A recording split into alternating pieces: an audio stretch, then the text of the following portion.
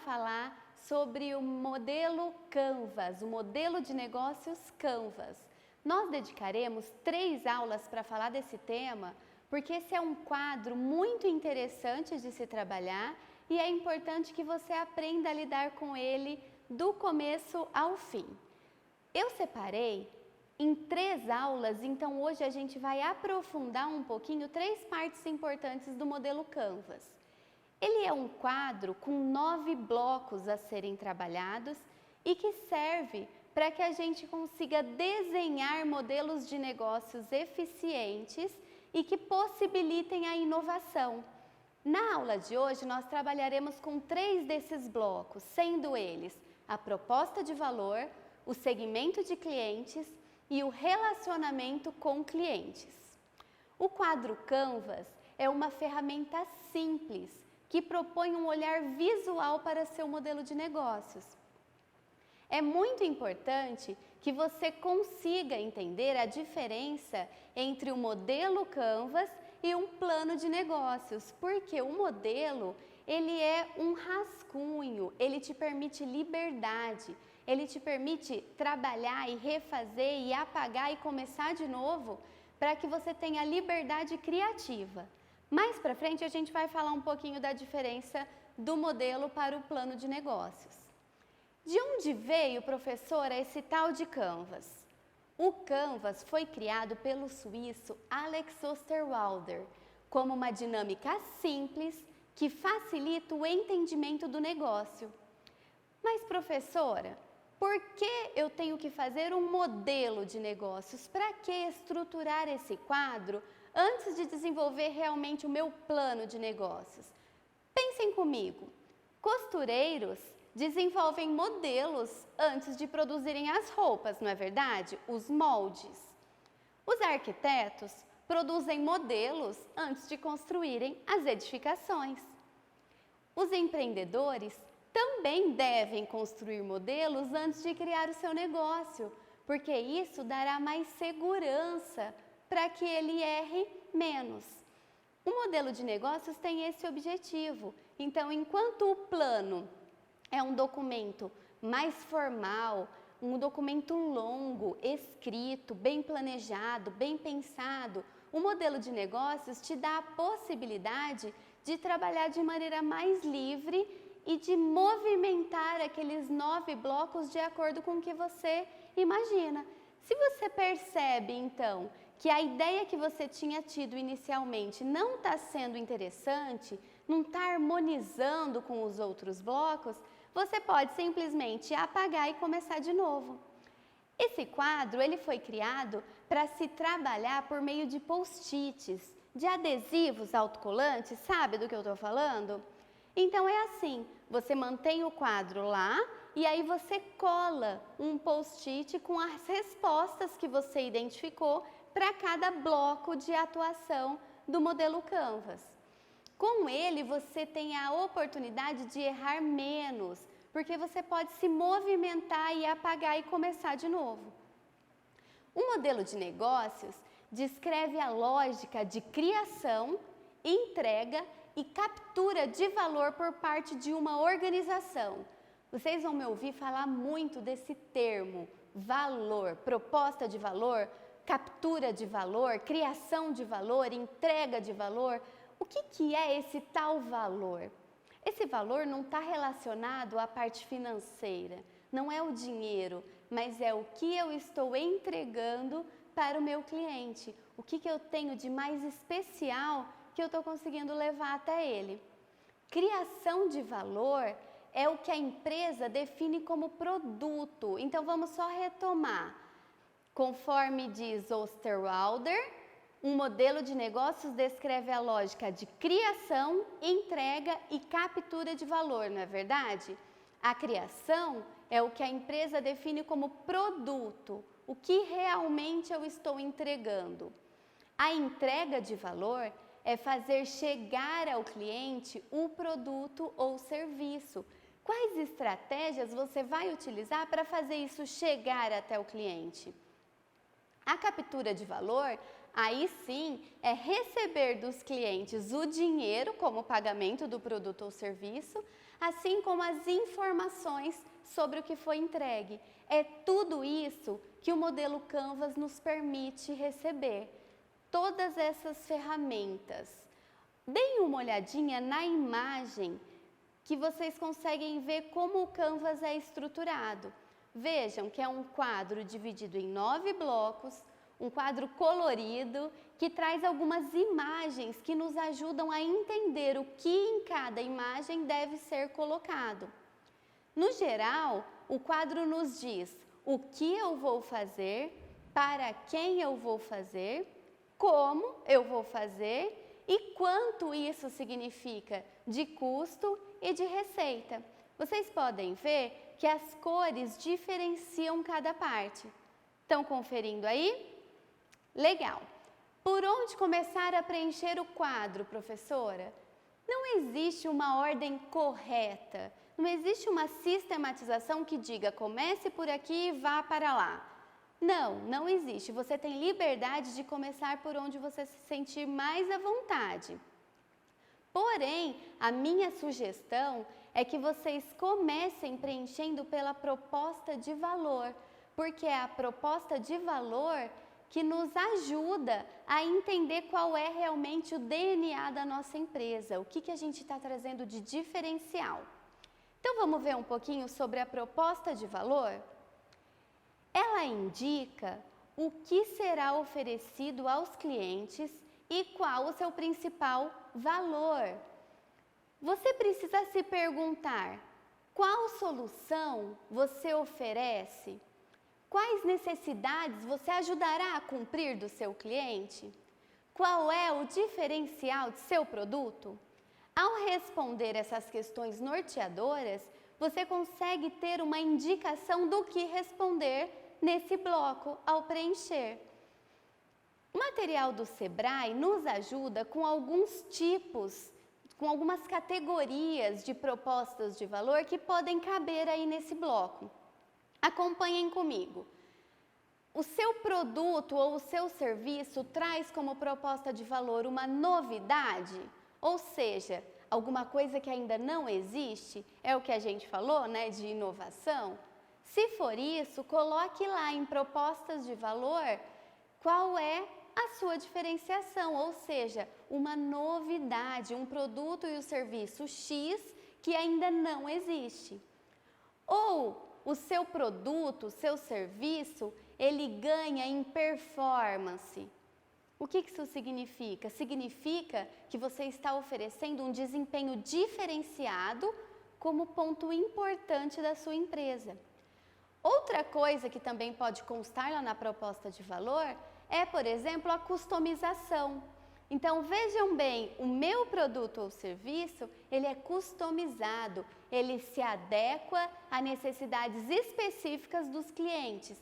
Essa pode ser uma outra forma de proposta de valor. Também pode ser posto fazer o que deve ser feito. Por exemplo, serviços. Eu quero incluir um serviço de entrega, ao invés do meu cliente ter que ir na minha empresa, comprar o meu produto, ele compra pela internet e eu faço a entrega. Essa vai ser a minha proposta de valor, é aqui que eu vou diferenciar, que eu vou me diferenciar dos concorrentes. Outro tipo de proposta de valor pode ser o design. Então, a minha diferenciação se dará pela estética ou pela usabilidade do produto. Todos os meus concorrentes fazem da maneira X, mas a diferenciação do meu modelo de negócio se dá a partir de um design diferente, de uma estética ou da forma de usar que facilita para o meu cliente, resolve esta dor do meu cliente. Outro tipo de proposta de valor se dá no âmbito do preço. Então, o diferencial da minha empresa, do meu negócio, será oferecer uma proposta de valor semelhante, porém a um preço menor. Então, eu ofereço as mesmas características que os meus concorrentes, porém eu consigo fazer isso a um preço menor. Como que a gente pode fazer isso a um preço menor? A gente pode fazer buscando inovações na cadeia de produção. Lembra que a gente falou sobre isso lá atrás? Então, nós já terminamos aqui o bloco proposta de valor. A partir desses nortes, você consegue já identificar o que colocar no seu bloco. É muito legal que você tenha em mente já um negócio, para que pense, identifique o que colocar em cada bloco. Isso ajuda a entender melhor a parte teórica. No bloco segmentos de clientes, pergunte-se para quem é dirigido seus produtos ou serviços. Essa parte, pessoal, é muito importante, porque ao saber com quem eu estou falando, para quem eu estou dirigindo o meu produto, eu consigo organizar todos os blocos de maneira bem eficiente. Dentro do bloco dos segmentos de clientes, eu tenho algumas opções para incluir que o Sebrae me dá e me ajuda a elencar, a escrever melhor esse bloco. Um deles seria um mercado de massa, ou seja, quem é o segmento de cliente com quem eu estou falando? É um mercado de massa? Eu preciso definir isso de antemão. O que seria um mercado de massa? O mercado de massa é um grande grupo de clientes com problemas e necessidades semelhantes. Pensem comigo quem é o cliente de uma fábrica de alimentos. É um mercado de massa, porque eu tenho um grande grupo de clientes com problemas e necessidades semelhantes com relação à alimentação. Também pode ser um segmento de cliente, um nicho de mercado, em que eu busco atender nichos de mercados específicos, especializados. Dentro lá do ramo de alimentação, vamos supor que eu precise falar com alérgicos ao leite ou pessoas que não podem consumir o glúten. Então, aí o meu segmento de clientes é um nicho de mercado. Não é todo mundo que consome alimento em geral. Tá claro isso aí? Outro tipo é o segmento chamado de segmentado. O que isso significa? É quando se distingue no mesmo mercado diferentes segmentos com necessidades diferenciadas. Pensem comigo, dentro de um banco, pelo menos 2 tipos de atendimento que a gente faz, né? Pelo menos 2 tipos de clientes estão lá presentes. O atendimento normal, direcionado ao cliente em geral, e outro é aquele atendimento VIP, feito, por exemplo, pelo gerente da conta. Então, é um tipo de atendimento segmentado. Ao definir com quem eu estou falando, eu consigo atender melhor essa especificidade. Dentro ainda de segmentos de clientes, a gente tem o público diversificado. Isso significa uma empresa que tenha 2 ou mais segmentos de clientes com necessidades e problemas diferentes. Por exemplo, lojas virtuais que atendem a diversos públicos com diversas necessidades, com diversos problemas, trata-se de um segmento de clientes diversificado. Então, aí vocês coloquem lá no bloco, no Canvas, no bloco segmento de clientes, que o meu segmento de clientes é diversificado. E assim a gente vai preenchendo. Um último tipo de segmento de clientes é chamado de multilateral. Quando que acontece esse tipo? É quando eu tenho 2 ou mais segmentos de clientes que são interdependentes. Isso significa que um não vive sem o outro. Professora, tem um exemplo fácil para eu entender isso? Claro, revistas, por exemplo. As revistas não vivem se elas não tiverem os anunciantes e os seus leitores. Revista só com leitor não sobrevive, porque o pagamento, o custo da revista não é suficiente para manter a sua estrutura. E revista só com anunciante também não sobrevive, porque se eu não tenho leitor, eu não tenho nem o porquê existir. Então, esse é o segmento que a gente chama de multilateral. Um outro exemplo seria as maquininhas de cartão. Elas precisam da pessoa que tenha o cartão, mas elas precisam dos lojistas que têm a maquininha. Então, são segmentos duplos, né? São multilaterais. Professora, eu posso atingir mais de um segmento de clientes? Claro que pode, mas como colocar isso lá no quadro para ficar bem clara qual é a minha proposta de valor para determinado cliente? Porque se eu mudo o cliente, pode ser que eu mude também a proposta de valor. Então, para o anunciante, a minha proposta é uma, para o leitor da revista, a minha proposta é outra. Como organizar isso para que não haja problema na hora da leitura desse modelo de negócios? É simples. O que você precisa fazer é mudar a cor do post-it. Então, eu vou fazer os adesivos para determinada proposta de valor que se relaciona com determinado cliente, rosa, por exemplo. Já para os anunciantes, já para os leitores, eu coloco o post-it amarelo. Assim eu sei que todas as outras partes do modelo Canvas vai seguir essa estrutura. A resposta, o resultado que for equivalente aos dois públicos, eu posso escolher ainda uma terceira cor, por exemplo, o azul, que diz respeito tanto a anunciantes quanto para clientes, leitores. Tudo bem? Então vamos continuar. O terceiro bloco que a gente vai falar nessa aula, e a gente para por aqui para ir fracionando a informação, porque é muita coisa, né? É o relacionamento com os clientes. Nesse momento, nesse bloco, você precisa responder qual será a forma de relacionamento com os seus clientes. Vai ser de maneira pessoal ou não? Isso é muito importante a gente já definir, porque esse relacionamento indica todas as outras formas de como nós trabalharemos com o nosso cliente. O relacionamento pessoal é aquele baseado na interação humana. Qual tipo, por exemplo, de relacionamento pessoal a gente pode falar? A gente conhece o atendimento pessoal padrão, que é aquele em que eu entro numa loja, eu não conheço o vendedor e eu sou atendida por ele.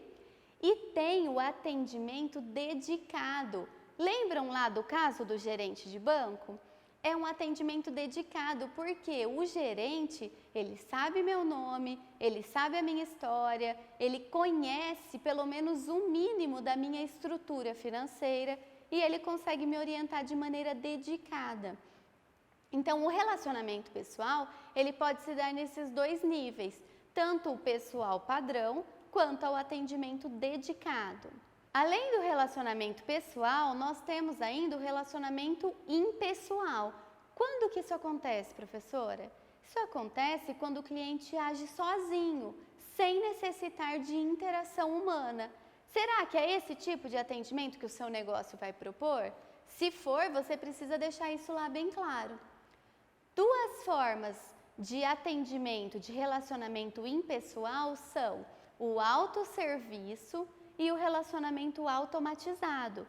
O autosserviço é quando você chega, por exemplo, numa loja de departamentos e não precisa do vendedor para te atender. É aquele estilo self-service.